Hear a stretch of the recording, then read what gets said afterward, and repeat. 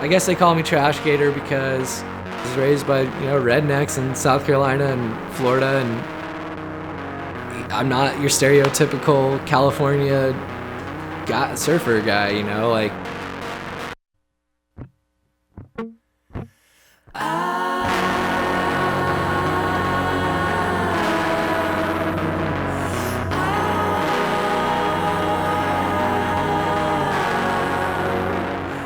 One of my earliest memories is surf fishing with my dad, being on the beach, and he hooked this big redfish, and I remember him just fighting it. It seemed like forever, and he was running up and down the beach, and it was just so exciting to me. I've just always loved fishing, and I think he definitely passed that down to me, as well as surfing. As a professional surfer, longboarding is definitely what I'm more known for. I honestly didn't think I'd be here 30 years old still longboarding and doing this as like a living and as a profession. And it's also something that I love to do, but I travel so much, I compete, there's a lot of expectations. With fishing, there's nothing expected of me. It gives me time to be by myself, to reflect, to think, and really even not think. When you're fishing, I kind of am able to block everything else out. We got this nor'easter, we got this hurricane, we got the mullet run going, it's hurricane season. Shit's going bananas.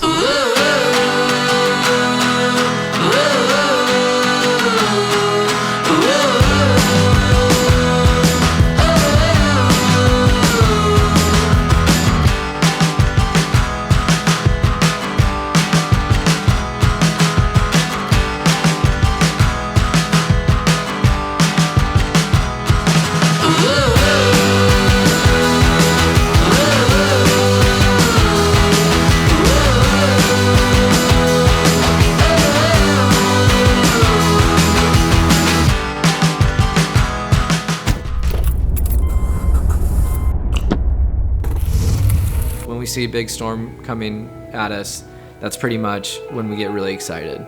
The eastern seaboard, that cold front's good news for eastern North Carolina, as it means no direct impact. Another thing I like about chasing these storms is the hunt of it. And very similar to fishing, it's like, it's coming up with a game plan. It's that process of getting from that point where you're like, okay, this is what I'm gonna do, and doing it. These different areas have different waves, different conditions, and with that, in those different conditions, also different fishing conditions. It's helped me become a more diverse fisherman as much as it's helped me become a more diverse surfer.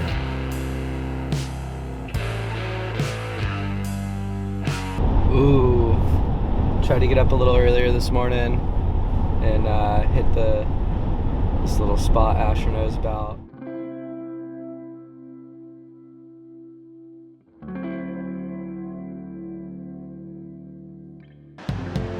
It's not like I grew up in the heart of the surf industry in Southern California or somewhere in Hawaii. I wasn't raised by legends in the surf world, and I didn't have these purebred surfers teaching me what's what. I wasn't going to Malibu and surfing with a bunch of great single fin longboarders. I wish I was. At that time, that's all I wanted. For the most part, I was surfing with rednecks pretty much from South Carolina and North Florida, and they're great surfers, and I'm really thankful for the upbringing that I have. I think it's different, and it's made me who I am. I don't even know what salty is, son. Biggest nor'easter of the year. That feeling where you just pull in and you're just in this cavern of a wave, and the air pressure changes and you feel it suck the air in and create this vacuum and then blast you out. That's just like what it's all about. The reason I do this is because I really love doing these things, and I'm really passionate about them, and at the end of the day, it's fun.